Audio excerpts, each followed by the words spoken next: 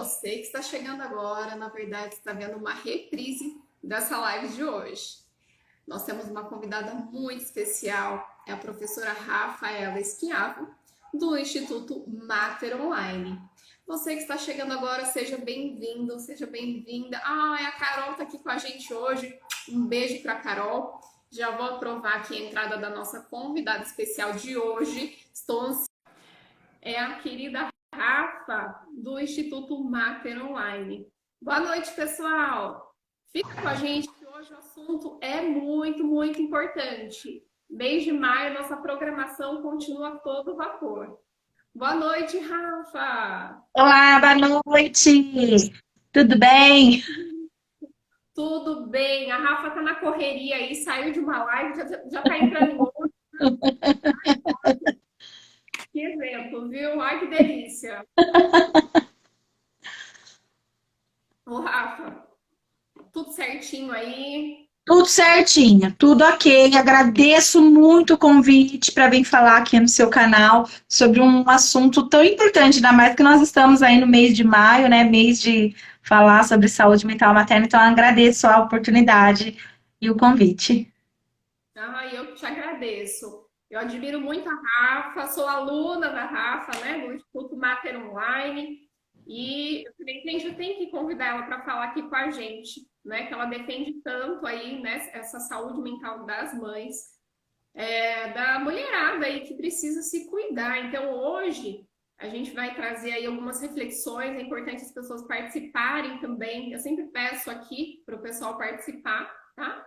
E a gente começa hoje pedindo para você se apresentar primeiro. Para quem não te conhece, esse é um pouquinho da Rafa. Vamos lá? Certo. O meu nome é Rafaela Schiavo, eu sou psicóloga perinatal. Fiz meu mestrado, doutorado e pós-doutorado estudando saúde mental materna. Hoje eu tenho um instituto chamado Mater Online, onde eu formo profissionais da saúde, em especial psicólogos, para atuar nessa área que a gente chama de psicologia perinatal, né? Que a gente vai cuidar aí da saúde mental de mães, pais e bebês. Isso aí. E é legal, né? A Rafa frisou que são profissionais da saúde, né? Então, tem em especial, claro, o psicólogo, né? Que a Rafa é psicóloga também, mas é legal quem for profissional da saúde também se inteirar mais dessa área, né? E eu falo isso porque eu trabalho na área pública há muito tempo já, e eu percebo quanto que é importante o profissional ter essa visão, né? Na perinatalidade, da parentalidade. Então, quem não segue a Rafa, ela tem até um outro perfil, né? Também para os profissionais, depois a gente vai divulgar também. Legal. Hoje aqui a gente vai frisar. Tá bem baixinho meu áudio, gente? Não, para mim tá ok, viu? Acho que é a pessoa. Tá, vamos lá. Mas eu vou tentar aproximar aqui, mais perto do celular, mas tudo bem. Obrigada, Carol. A Carol tá sempre aqui, ó, direto de Londres, hein? Ela tá lá de Oh, que Londres. legal, que delícia. Então, vamos lá, gente. Só, se tiver ok o áudio aí, ou tiver algum problema, eu vou lá e pego o fone. Mas eu não sou muito fã de fone, não. O pessoal já começou a falar que tá ok, viu? Ok, belezinha, então. Ô, Rafa, vamos começar aí por uma parte que eu sou muito irônica nessa parte, né? Nossa, por que será que as mulheres adoecem, né? As mães adoecem? Porque a maternidade é um momento tão mágico, não é algo natural, instintivo, né? Por que as mulheres estão doentes? Conta pra gente aí. Pois é, né? Um momento tão. Que legal, porque é o que realmente as pessoas pensam, né? As pessoas acreditam que esse é um momento de plenitude, de felicidade e acham estranho a mulher sentir tristeza, ansiedade, conflitos emocionais mesmo nesse período. E é interessante que os próprios pesquisadores também achavam isso. Tanto é que demorou muito tempo até que os pesquisadores começassem de fato a estudar, né, inclusive saúde mental no período de gestação. A gente tinha muitos estudos ainda no período do pós-parto e mais relacionado à depressão pós-parto. Tanto é que as pessoas sempre escutavam isso e durante muito tempo ficou um mito muito forte que a depressão pós-parto era por conta dos hormônios do parto, né? Então, você tem aí a queda de hormônios do parto que leva a mulher a adoecer. A resistência, né, mesmo dos pesquisadores, entender e acreditar que uma mulher realmente pode não estar feliz sem ter relação com o hormônio, mas ter relação com a vida, né, uma série de coisas aí que acontecem. Mas os próprios pesquisadores levaram um bom tempo, e é um bom tempo mesmo, sabe? Assim, eu sou nova, digamos assim, né? Eu tenho 41 anos e me formei em 2008. Então, assim, eu tenho muitas alunas que se formaram muito antes de mim, tem muito mais tempo de psicologia. Mas só para você ter noção, eu fui uma das primeiras no Brasil, a primeira no Brasil a estudar o estresse na gestação e no pós-parto.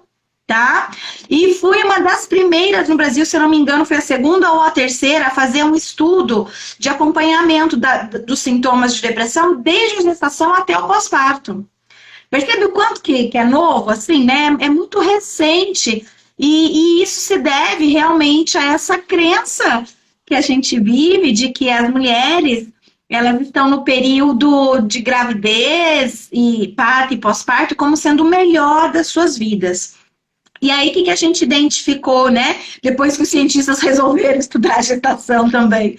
Então, a gente conseguiu identificar que não é mais comum uma mulher apresentar problemas de saúde mental no pós-parto. É muito mais frequente ela apresentar desde a gestação. Só que era mais aceitável no pós-parto por causa dos hormônios e poder falar, é por conta dos hormônios, né? Então, até que a gente começou a olhar para um outro viés e identificou que não. Começa na gestação, se cronifica e se mantém no pós-parto.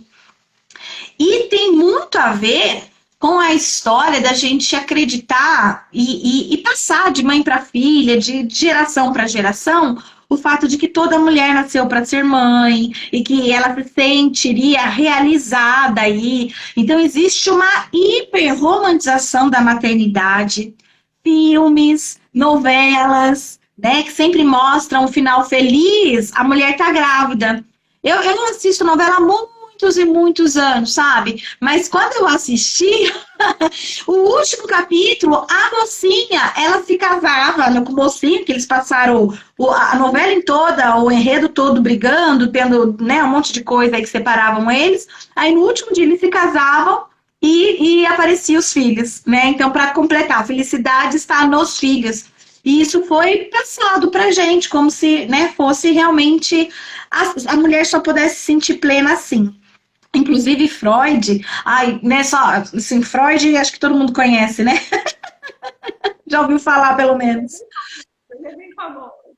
Inclusive Freud, né, ele tem lá um texto sobre feminilidade que ele escreve exatamente isso, que as mulheres só se sentiriam felizes se elas estivessem grávidas e nessa gravidez elas carregassem, né, um filho menino, porque a mulher ela se sentiria mais feliz com um filho menino. Tá?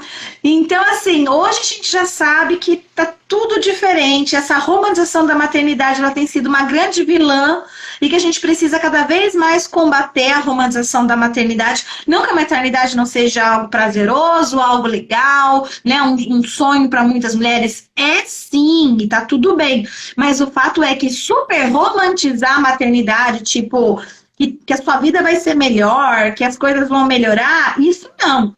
Você vai ser mãe porque você quer ser mãe, você tem o desejo de ser mãe, mas é importante que você saiba de todas as perdas que você vai ter, de todos os lutos que você vai fazer. E precisa estar disposta a passar por isso. Com certeza. Ai, que delícia ouvir isso. E é legal a Rafa vir falar aqui para confirmar o que eu vivo falando todo dia. Gente, não é coisa da minha cabeça, não, né? Nós temos uma pessoa aqui referência na área, né, que vem trazendo dados aí atualizados, estudos, né, que iniciou, foi pioneira, e é interessante mesmo, nessa construção social da maternidade, como que ela se dá aí no nosso meio cultural, E é uma coisa difícil, né, da gente ir quebrando esses mitos, desconstruindo, né? Algumas pessoas ficam até assim de boca aberta quando eu falo, às vezes, que não existe o instinto materno, por exemplo, né? Você pode falar um pouquinho pra gente dessa questão, Rafa? Claro, essa é uma questão muito polêmica entre as pessoas que não vão para um caminho científico, tá? Então, assim, por quê? Existe algo chamado paradigma. E o paradigma é uma verdade incontestável, então parece que só pode ser daquele jeito. Se alguém tenta fazer diferente, né, algo muito esquisito. Eu lembro que quando eu dava aula e ia ensinar paradigma, eu gostava de usar os ditados populares, né? Pau que nasce torto, complete a frase, né? Eu colocava, complete a frase, pau que nasce torto, né? E eu dizia para as pessoas sempre assim, você pode completar como você quiser. E todo mundo completava a frase, né? Como a gente aprende desde criança, pau que nasce torto, nunca se endireita, né? É filho de peixe, né? E aí a pessoa tinha que completar, e sempre aparecia, peixinho é. Dificilmente alguém escrevia, filho de peixe, mora no lago, vive na água, pau que nasce torta, coloca alguma coisa que segure em direita, sei lá, alguma coisa assim, sabe? Ninguém completava a frase de forma diferente, porque parecia estranho, parecia tipo assim, eu preciso escrever desse jeito, né? Eu preciso continuar dessa forma, porque não é outra forma. E pode existir. E é esse mesmo fenômeno que acontece em relação à ideia de instinto materno, tá? Porque a gente cresce ouvindo o tempo todo de que as mulheres, elas têm um forte desejo pela maternidade, e que elas naturalmente vão amar os seus filhos quando elas engravidarem, né? Naturalmente o amor vai acontecer. Tem gente até que fica assim, durante a gestação não consegue sentir amor, vinculação pelo bebê, e infelizmente a gente tem profissionais da saúde que vivem esse mito do instinto materno e vão lá e falam para essas mulheres, não se preocupe, que quando nascer o seu bebê, o instinto materno vai aparecer, vai aflorar e você vai começar a amar essa criança. E aí essa mulher tem o bebê, o instinto não vem, e aí ela adoece, claro. Né? Começa a achar que tem alguma coisa de errada com ela e tudo mais. Então, assim, a gente não tem instinto materno, nem mesmo no reino animal. É comportamento materno que a gente encontra, tá? Então, assim, o instinto que se chama de instinto materno, é o sentido de assim, a gatinha, ela tem o gatinho e instintivamente ela come a placenta, tá? Instintivamente ela limpa, né, com a sua língua os gatinhos e instintivamente, né, eles são ali amamentados, tá? E ela precisa proteger eles, né, elas vão responder a hormônios, tá? E ela precisa proteger eles para que a espécie possa se perpetuar, tá bom? Na nossa espécie é diferente, porque seres humanos têm cultura. A gente tem hormônios, mas a gente não responde aos hormônios como os animais. A gente também tem cultura. Então, por exemplo, se você retira um gatinho lá, a gata acabou de parir, você tira um gatinho dela, 4 horas depois ela não reconhece mais como dele, ela rejeita. Diferente de uma mulher que ela pare, fica 6, 7 horas sem ver o bebê, mas quando devolve, ela sabe que aquele bebê é dela, ela lembra que na casa dela tem berço, tem roupa, né? Ela foi chá de bebê, né? Então ela sabe que ela vai ter que sair dali com o bebê, entende? É claro que depois a gente vai encontrar algumas consequências ali para essa relação, para vinculação, uma série de coisas. Né? Mas a gente vive a cultura e não a responder hormônios, tá? A gente tem espécies de aves, por exemplo, que elas assim, elas têm um inimigo em comum lá, uma espécie de ave que, olha, o peito é branco e não sei o que é azul, né? A parte de trás é azul, tá? E essa é o inimigo mais mortífero dela, digamos assim. Mas O que que aquela ave responde quando ela tem os passarinhos dela, lá, os filhotinhos dela? Ao som do piado. Então, aquilo é instintivo nela. Ela escuta aquele piado e ela tem o instinto de alimentar, de cuidar, de proteger. Então, se você pega uma espécie que é inimiga dela, mortal, que elas se matam, mas você coloca o som, ela cuida daquele ser como se fosse um bebê dela. Olha que legal. Percebe? Sim. Então a gente tem uma ideia fantasiada de instinto materno, tá? E obviamente que a natureza ela não quer colocar o homem em extinção, então obviamente que ela dá alguns recursos. Então ela dá pra gente um hormônio chamado ocitocina, que ajuda na vinculação. Dá para os filhotes de mamíferos, né? Aquela carinha, né, gostosinha, que você fala, meu Deus do céu, eu quero cuidar, né? Então ela tem alguns recursos, mas esses recursos só não bastam. Então, se eles por si só não bastam, a gente não pode falar em instinto, tá? Não pode, instinto é aquele comportamento que é feito sem você pensar, tá? Sem você saber, sem você aprender. É como se fosse um reflexo, né? Uma mulher, ela pare, por exemplo, por instinto, ela não aprendeu a parir. Na hora que vê, ela tá fazendo os sons que precisam ser feitos, os movimentos que precisam ser feitos, né? Por conta de uma questão da espécie. Agora, cuidar do bebê é uma construção. Amar o bebê não é de imediato. Tem a ver com a cultura e tem a ver com uma construção aí dessa relação também. Gente, que delícia, hein? Uma aula que a gente está tendo aqui com a Rafa, hein? Eu vou ler um comentário aqui da Carol. Olha, essa situação aqui no Reino Unido é mais normalizada.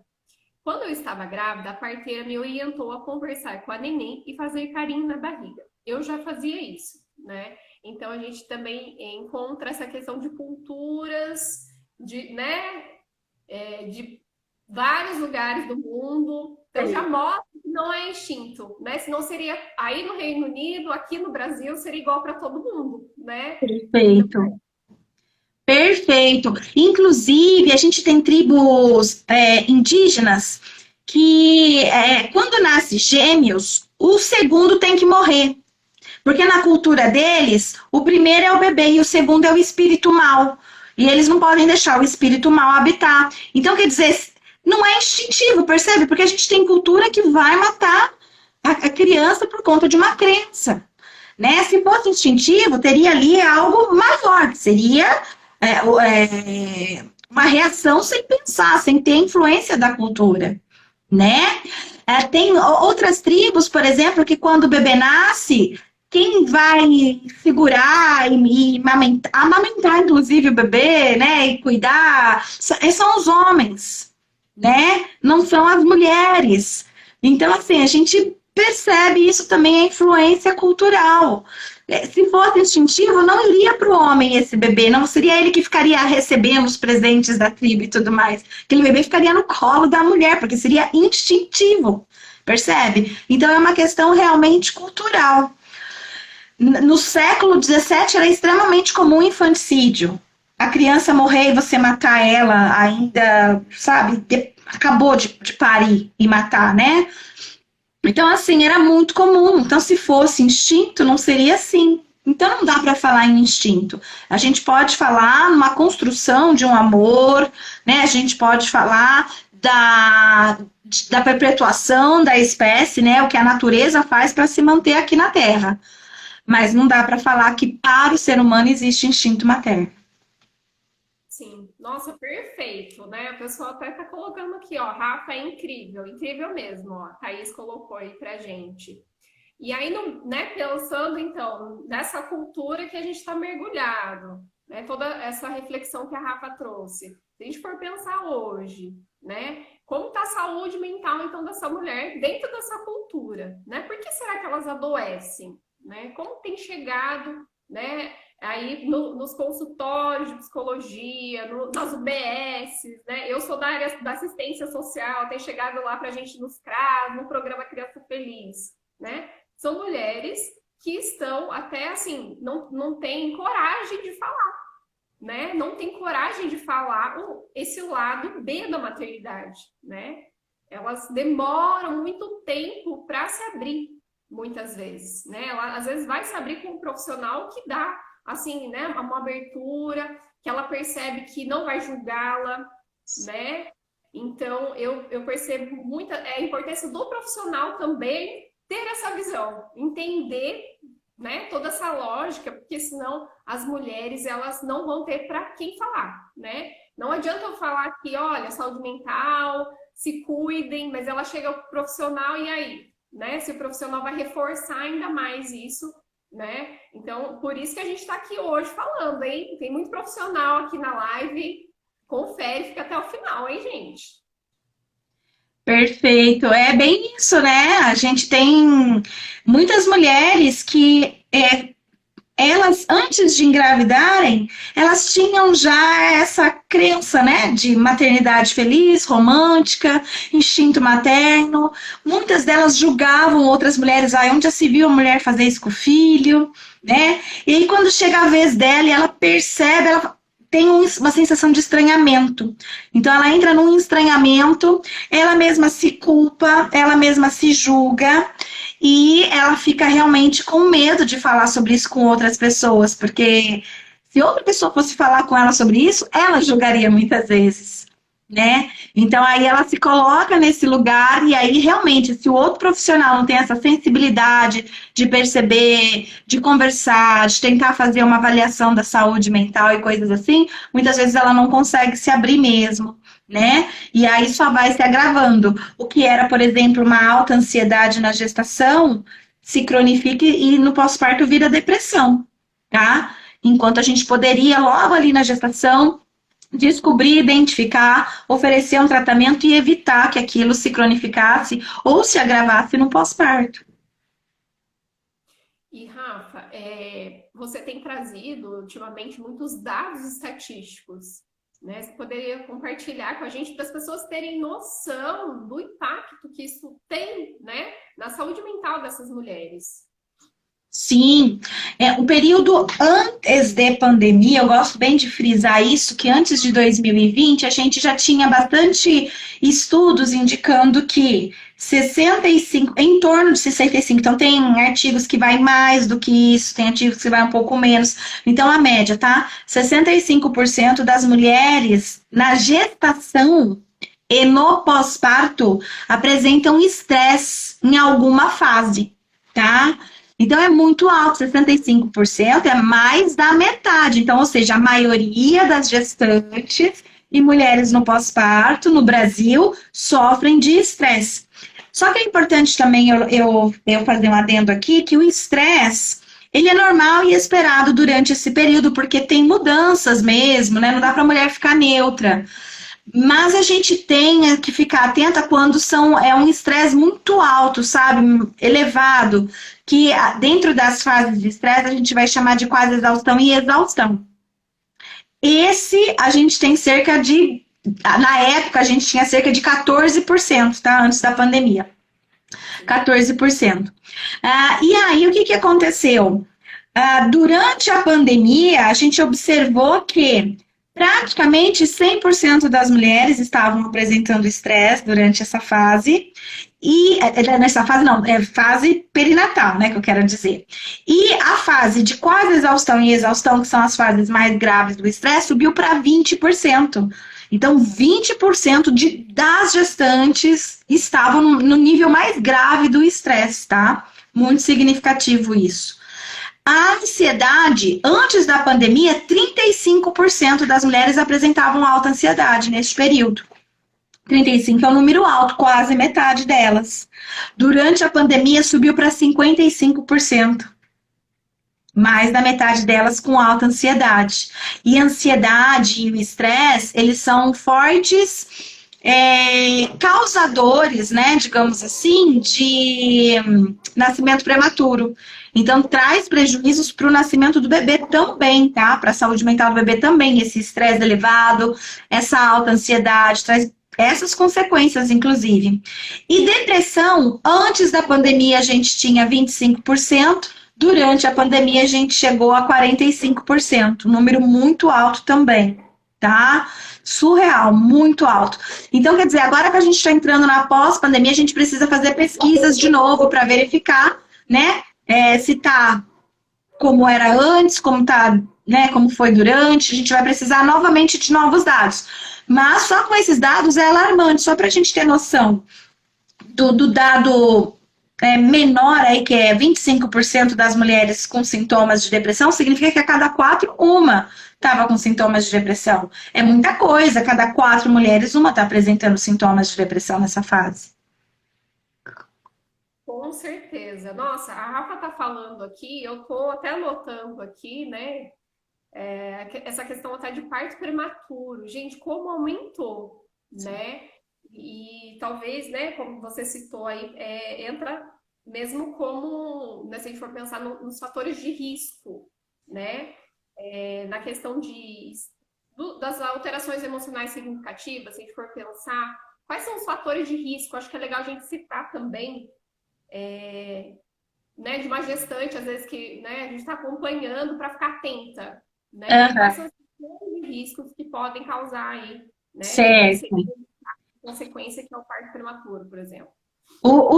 Vamos fazer dois tipos de fatores de risco. Fator de risco para ter problemas de saúde mental e os fatores de risco de quem tem, né? O que acontece?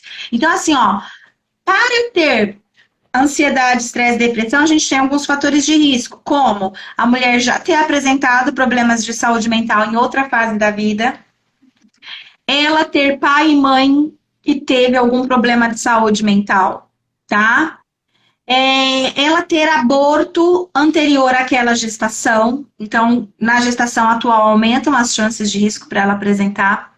A gente sabe que o não planejamento da gestação é um dos fatores alarmantes, assim, muito graves, tá? Para essa mulher vir apresentar problemas de saúde mental. O fato da baixa escolaridade, da condição socioeconômica, tá? Também tem bastante relação, tá? Então, esses são os principais fatores de risco aí. E o que ganha disparadamente é o fator não planejamento da gestação. E aí você associa o não planejamento da gestação à baixa condição financeira, à baixa escolaridade, né? Então, vai cada vez mais potencializando aí as chances dessa mulher apresentar ansiedade, estresse ou depressão neste período. E aí, uma mulher que apresenta ansiedade, estresse ou depressão nesse período, forte candidato desses bebês nascerem prematuros, e como você disse, agora na pandemia a gente teve um boom de nascimento prematuro, por conta, você acabou de identificar, né, que teve um aumento aí do número de mulheres, inclusive, apresentando problemas de saúde mental, e mais ainda, algumas mulheres contraíram o Covid também, então elas também tiveram parto prematuro por conta do Covid e outros fatores de risco para parto prematuro aí, mas isso contribuiu bastante essa ansiedade, estresse e depressão aí para as altas taxas que a gente teve neste período. Mas então a gente tem fatores de risco ainda. Essa mulher continuar a apresentar problemas de saúde mental no pós-parto, tá? Então ela começa na gestação, se agrava e vai para o pós-parto. A gente já identificou a associação entre estresse na gestação e depressão pós-parto, alta ansiedade na gestação e depressão pós-parto. Tá? Então, são fatores de risco aí. Outros fatores de risco é o fato dessa mulher que, quando ela está com problemas de saúde mental na gestação, não é cuidado e se mantém no pós-parto, essa mulher provavelmente ela não vai conseguir oferecer estimulação adequada para o bebê.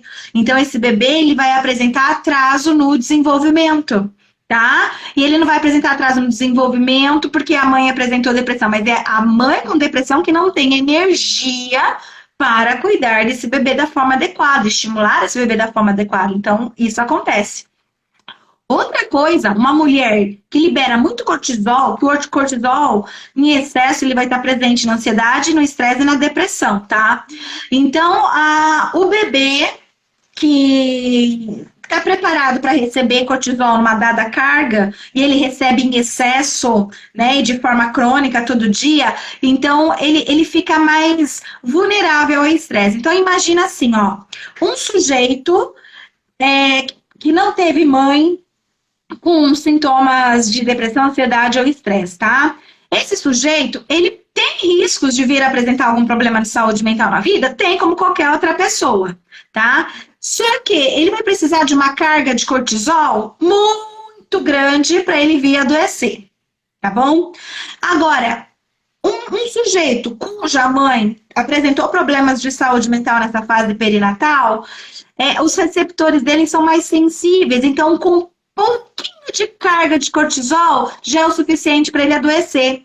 Então, enquanto para um precisaria de muita carga, para o outro um pouquinho já faz. Então, é um sujeito que tem probabilidade maior de apresentar problemas de saúde mental ao longo de toda a sua vida. Gente, olha isso. É muito sério, né, Rafa? E Sim. pensando, eu até anotei aqui essa questão do atraso do desenvolvimento infantil. Nós temos observado isso no dia a dia, né? Eu trabalho num programa federal, o programa Criança Feliz, e lá nós acompanhamos, né, crianças, gestantes, e nós temos até formulários para avaliar o desenvolvimento. E eu sempre alerto lá a equipe, né? Eu estou como supervisora lá das visitadoras, sempre alerto a equipe, né? Para conversar lá na unidade de saúde, quando percebe que aquela mãe está ali com sintomas depressivos, e é incrível, Rafa, como isso impacta no desenvolvimento infantil. É algo visível, né? Hoje eu estou tendo, né, essa oportunidade de ver, né? Você fala aí com a gente, né? Tive as aulas com a Rafa e a gente vê, e é algo muito preocupante, né? Porque no início da vida, esses 3 primeiros anos é a janela, né? Então, falar sobre saúde mental materna é pensar no futuro, né? Porque essa pessoa é referência de alguém, é alguém que vai estimular, é alguém que vai se relacionar com essa criança, vai ser, né, a base, né? E alguém que não tem energia, é isso mesmo, é visível, né? Então, acho que é legal até a gente falar um pouquinho dos sintomas, né, dessas mulheres que estão adoecendo, né? Seja de uma depressão, ou estão, né, nessa alta ansiedade, porque é interessante quem estiver assistindo a live, seja profissional ou não, tem contato com mães, né? Sim. Talvez identificar, né, dar aquele toque, né, pensando nesse sentido de, né, utilidade pública aqui agora, né? Pensar nessa questão. Você pode falar um pouquinho, né? Perfeito, claro. Um dos principais sintomas assim que a gente tem que observar é, por exemplo, a irritabilidade. Então, a irritabilidade ela está presente nos três, na depressão, na ansiedade, no estresse, tá? O desânimo também está presente nos três. Então, fica olhando ali, tá? Teve mudança de comportamento, a pessoa está se dizendo mais irritada, né? Ela tem apresentado mais desânimo, ela tem se sentido culpada, né? O tempo todo tem aquela sensação de culpa, se julga o tempo todo. E isso são alguns dos sinais. Choro frequente, insônia, tá? Vontade de fugir de tudo. E aí a gente vai ter algumas coisas mais graves, que são aqueles pensamentos de fazer mal a si mesma ou a outros, né? Que pode até se dirigir ao bebê. Isso aí já são níveis mais graves, né? Da ansiedade, estresse ou depressão. Mas assim, a gente vai perceber inicialmente esse choro frequente, essa irritabilidade, a insônia. A insônia a gente precisa tomar cuidado para identificar se não é por conta do corpo também, né? Porque às vezes a barriga dá uma atrapalhada e tal. Então tem que verificar se é insônia por conta disso ou é uma insônia por conta de pesadelos, né? Por conta de estar sempre se culpando por tudo, tá? Então fazer esse tipo de alerta e investigação é importante. Mas aí a gente vai ter outros sintomas também que eles são menos visíveis, mas, por exemplo, a mulher apresentar manchas pelo corpo, né, dermatológico, até coisas mais graves, né, como pré-eclâmpsia, algo mais relacionada, né, a cardiopatias e tal, por conta, né, dessa ansiedade, desse estresse elevado aí. Então, a gente tem esses níveis também que a gente consegue identificar tanto de forma psicológica, quanto reação corporal mesmo, tá? Sudorese, palpitação, por exemplo, as manchas no corpo têm mais relação com o corporal, tá? E o psicológico, eles vão ter mais relação a mudanças de comportamento mesmo, tá? Então, a pessoa mais intrusiva, mais irritadiça, você fica irritada, e é uma irritação, assim, que é sem motivo, a pessoa não sabe nem por quê, mas ela tá irritada, sabe? Então, é uma irritação diferente de, tô irritada, tá? Então, é uma irritação um pouco mais exagerada aí, e sem saber, inclusive, o motivo, tá? O choro frequente e a tristeza, a gente tem que ficar de olho também, porque às vezes pode ser sinais de alterações emocionais, e às vezes pode ser uma relação de uma tristeza mesmo, né? Pelo que você perde, né? Quando você ganha, né? O que se perde quando você ganha. Tem até um livro com esse nome. Então, é diferente também você ter tristeza e ter, por exemplo, sintomas de depressão ou transtornos de depressão. Sim, nossa, são informações valiosas, devemos ficar bem atentos, né? Qualquer pessoa que, né, tiver contato com uma mãe, uma gestante, né? Porque quem nos segue aqui, ou a Rafa, né, ou quem ainda está chegando ainda nesse assunto, esse período perinatal, Rafa, como é realmente crítico mesmo, né? É um período de crise, nós observamos aí, às vezes, amigas, né, pessoas que você conhece a vida inteira, de repente ela está gestante, ou ela acabou de parir, é uma outra pessoa. Então, Exato. percebe aí essa importância do olhar no período perinatal, em torno do nascimento, né? E por quê? Vamos falar um pouquinho, por que, né, da importância aí desse olhar especial? Eu acho que vamos frisar essa parte também, que eu acho que é importante. Esse olhar especial, ele vem da necessidade da gente parar de romantizar a maternidade, da gente parar de acreditar no instinto materno, que toda mulher nasceu para ser mãe e que ela se sente realmente plena e feliz e que há uma construção de um amor imediato, né? Porque isso é muito difundido, divulgado, idealizado na nossa cultura. Então, quanto mais a gente consegue identificar que existe diferença entre o conhecimento do senso comum e o conhecimento científico, mais fácil também a gente consegue ir melhorando essa situação para essas mulheres, né? Enquanto de um lado a gente acredita na maternidade plena e feliz, do outro a ciência mostra que este período perinatal é o de maior risco em todo o ciclo vital humano, né, de potencialidade de risco para algum problema de saúde mental. Então, quando você pega, assim, o ciclo vital da mulher, você sabe, tem 3 momentos que elas podem apresentar problemas de saúde mental, que é mais comum, né? Elas podem apresentar a vida inteira, né? Não é isso que eu quis dizer. A vida inteira elas podem, mas existem 3 momentos em que a gente vê uma prevalência maior. É a adolescência, o climatério, que é próximo à menopausa, e é o perinatal. E aí, quando você vai pegar os artigos e você vê da adolescência, e você vê do climatério, e você vê do perinatal, aquele que apresenta maior prevalência é no perinatal, não é nos outros. Então, quer dizer, enquanto a gente está acreditando que o período perinatal é o de maior alegria na vida das mulheres, a ciência provou que é o de maior tristeza, né? Que é o maior angústia, de maiores conflitos, e que é muito adoecedor. A mulher, ela chega realmente a precisar, às vezes, de medicação, de psiquiatra, né? Felizmente, a gente consegue trabalhar muito com psicoterapia também, não necessariamente precisa ir direto para o medicamentoso, mas ela precisa de algum tipo de acompanhamento, de tratamento. É justamente neste período. E uma coisa que eu acho importante falar também, que eu não falei na parte anterior, mas me lembrei agora, é que algumas pessoas, elas acham que a mulher, ela tá adoecida, né, com problemas de saúde mental, somente quando ela começa a rejeitar o bebê. Então, eles atrelam muito isso. Se a mulher está rejeitando o bebê, então ela está com depressão. E não é verdade. Vão chegar muitas mulheres sorrindo, amamentando, tá? Falando que ama o bebê, que sempre sonhou ter um bebê, e elas estão com depressão.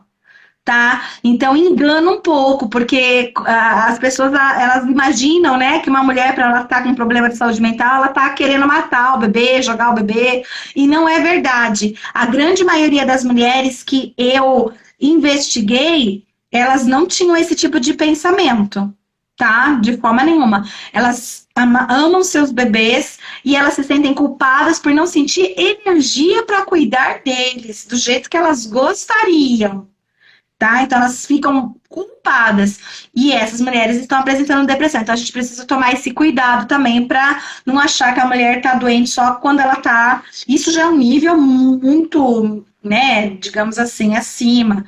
Então a gente tem que ficar de olho porque tem muita mulher aí que tá com depressão e a gente não sabe que tá porque tem uma ideia fantasiosa, né, de que a mulher tá rejeitando e aí sim ela tá doente, não é verdade. Sim, com certeza. E aí você citou a questão da culpa, e aí, né, a gente acaba lembrando um pouco aí como, né, eu lembro do meu começo também. Meu filho hoje vai fazer quase 5 anos já. Mas eu me senti, Rafa, enganada. Olha só, eu estava já formada há bastante tempo, sou psicóloga, né, formada há bastante tempo, estudando, trabalhando com gestante. Eu trabalho com gestante desde 2012. Depois que eu tive meu filho, eu falei, gente, eu não estou me sentindo enganada. Onde que é o PROCON? Eu quero reclamar, porque é isso mesmo que você falou, né? Todos esses mitos, né? Toda essa construção cultural que romantizou, né? Que acabou, assim, meio que a gente se sentiu enganado, porque como ninguém falou desse lado B, né? Eu lembro das fitas cassete que a gente escutava, ficava só no lado A, né? O lado A eram as músicas mais famosas, o lado B quase ninguém escutava, né? Então, vamos ter que falar, vamos ter que escutar mais o lado B também dessa maternidade, né? Porque eu percebo que isso impede com que as mulheres falem sobre. A gente, graças a Deus, tivemos um boom aí na internet, né? Até por conta da pandemia também. Mas eu percebi que as mulheres estão tendo mais coragem de falar. Isso já é um bom começo.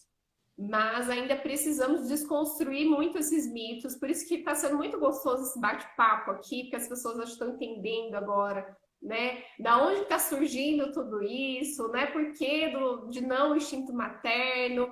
Porque eu percebo que quando a gente fala, as pessoas se assustam. E, gente, vamos lá, né? Vamos falar.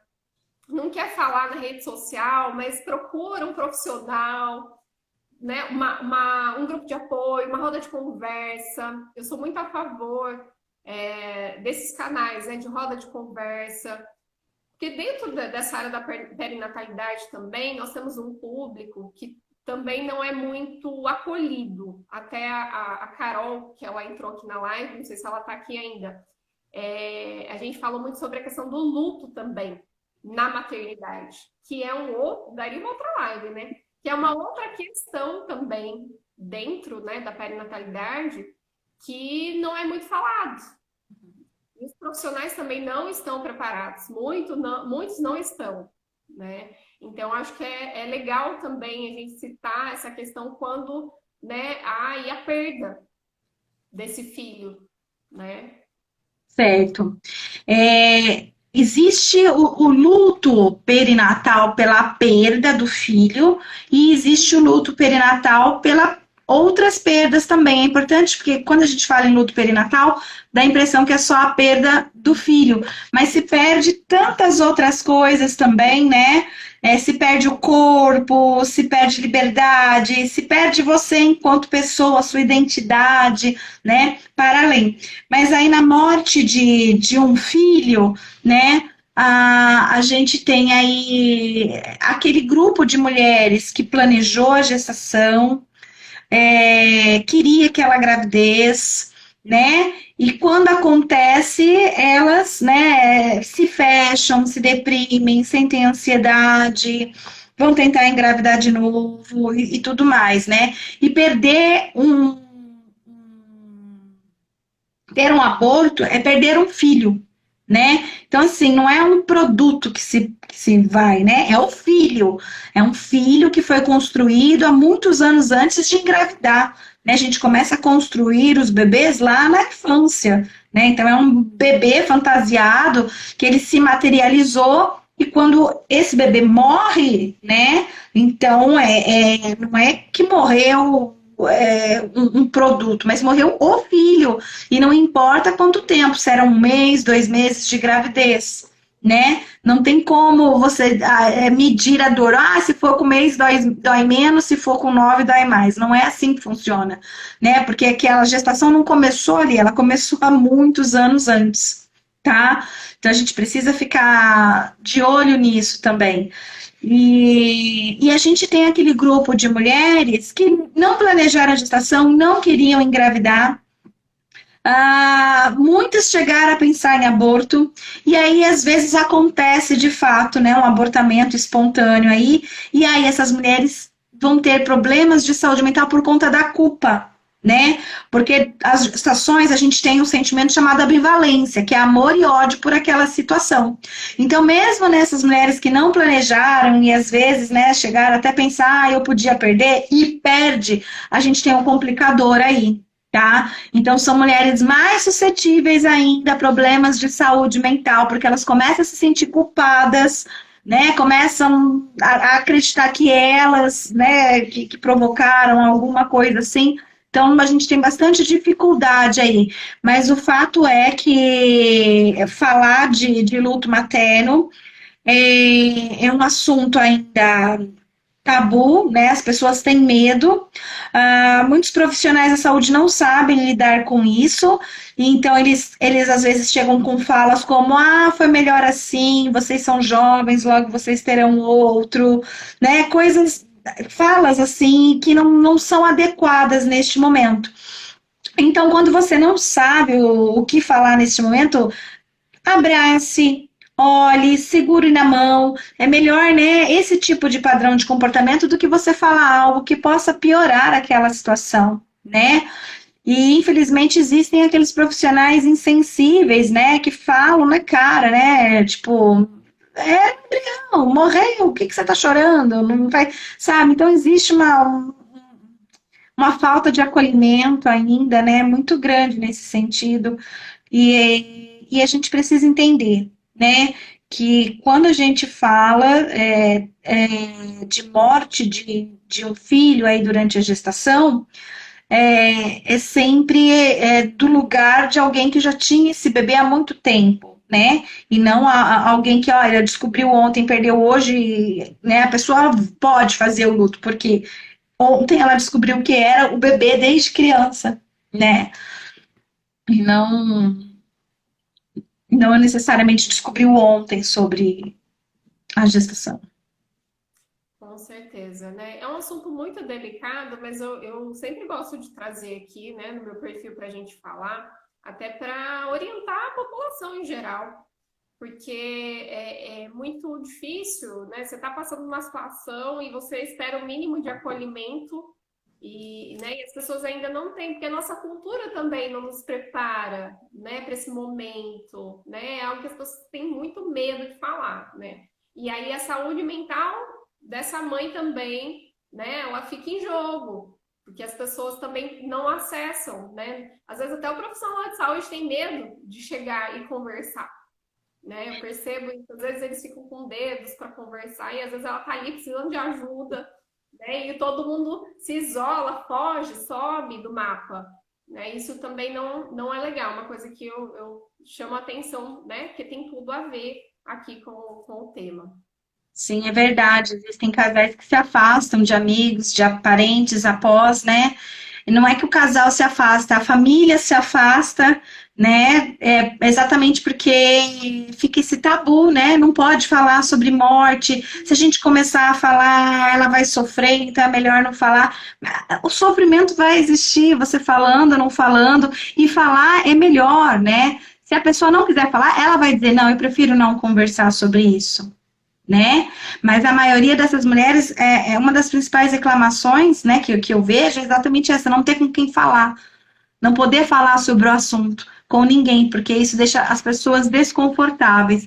Então a gente precisa aprender a ouvir mais, né, e falar mais sobre esse assunto quando a pessoa, o casal, deseja falar, né? Então eu tenho aqui uma prima que teve aborto, e eu seria a madrinha, né, do Arthur. E é interessante que até hoje a gente fala. Então, ela fala: olha, eu levei lá hoje tem a filhinha, né? Levei a Alice para ver o Arthur, a gente foi lá no túmulo e tal. Então, assim, e a gente vai conversando. E ela vai falando: olha, naquela época foi assim. E às vezes ela chora, eu espero ela chorar. E aí ela continua falando. Então, é importante. E percebo que ela não pode falar sobre isso com as pessoas, exatamente por isso. Né? As pessoas não querem, elas ficam com dedos, ficam com medo. Vamos mudar de assunto, não fala disso não, né? E é uma necessidade, muitas vezes, de manter aquele ser vivo, né? E para manter ele vivo, você tem que falar sobre ele. E é uma forma de você poder, né, dizer que aquele sujeito existiu. Se você não fala, é como se não tivesse existido. E isso dói mais, né? Essa inexistência, essa invisibilidade. E falar não, falar torna real, né? Esse filho do casal. Nossa, Rafa, que delícia, viu? Bater esse papo com você. Eu tô vendo ali que nosso tempo já está se esgotando. Eu queria ver se o pessoal, né, tem alguma pergunta para fazer, algum comentário. Aproveita os últimos minutinhos que eu vou pedir agora para a gente finalizar, né? Como a gente ajuda uma mãe que está aí, né, nesse caminho aí do adoecimento, né? Dando aí uns sinais, né? Que a Rafa já deu as dicas para a gente. Como que a gente pode ajudar, né? De que forma? Certo. Se você é alguém da rede de apoio dessa pessoa, você vai notar a mudança de comportamento, tá? E você vai ali tentar ouvir sem julgamento, porque quando você escuta com julgamento, fica difícil para a pessoa. E você pode ser aquele que vai orientar ela a procurar um profissional da saúde mental, um psicólogo perinatal, por exemplo, tá? Então pode tentar verificar, levar já e falar assim: olha, eu consegui esse número para você, vai lá, faz, né, uma avaliação. Então você vai conseguir perceber pela mudança de comportamento, tá? Então, permita que ela possa falar mal da maternidade, das situações, sem julgamento. Porque às vezes ela quer falar assim: eu não aguento amamentar, dói, eu não quero mais amamentar. E alguém fala, né? Não, amamentar é amor, não sei o quê. Não, isso não é ser rede de apoio, né? É outro papel que a gente tem que fazer aí, tá? Agora, se você é um profissional da saúde, existem materiais que a gente pode utilizar para fazer rastreio se essa pessoa realmente está com alteração emocional ou não. Eu indico que vocês utilizem o SRQ-20, Self-Report Questionnaire 20, porque ele é bem simples, são 20 questões de sim e não, bem fáceis de serem respondidas. Então, cada sim que a gestante ou que a mulher no pós-parto marcar é um ponto. Se ela fizer mais do que 7 pontos, ela está em sofrimento psíquico. Se ela fizer menos de 7 pontos, ela não está. Então, você, mesmo sem ser um psicólogo, pode aplicar esse instrumento, porque ele é super fácil, basta saber ler ali e contar, né? Então, você pode, e aí você identificando, já encaminha para um profissional da saúde, aí da sua unidade básica de saúde, do seu município, algo assim. Né? Então, é isso que eu aconselho tanto para a rede de apoio quanto para um profissional de saúde. Sim, sim. Nossa, perfeito, Rafa. O pessoal que está assistindo a gente vai ficar salva essa live, tá bom? E depois vocês podem assistir de novo, marcar certinho as indicações. Nossa, eu tô assim, a cabeça já tá fervilhando aqui para eu chegar amanhã no meu trabalho, já vou sentar com a equipe, já vou falar do instrumento. E espero aí, né, ter ajudado muitas mães e futuras mamães também, porque tem muita gente que segue aqui que está pensando ainda, né? Rafa, só tenho que te agradecer. Eu já vou encerrar, porque a Rafa tá aí na correria dela. Meu Deus do céu, que agenda lotada, hein? Muitas eventos, ai, que delícia, né? Obrigada mesmo, de coração, viu? Eu que agradeço o convite. O pessoal que participou aí, a Carol, né? Um beijo para Carol. As meninas aqui depois, pode mandar direct, começa a seguir Instituto Mater Online, tá bom? Corre lá seguir a Rafa, que tem muito material e atualizado, hein? Quero vocês atualizados para atender melhor essas gestantes, essas mães. Obrigada, então, Rafa. Beijo, brigadão, sucesso sempre. Obrigada. Tchau, tchau, gente. Tchau, tchau.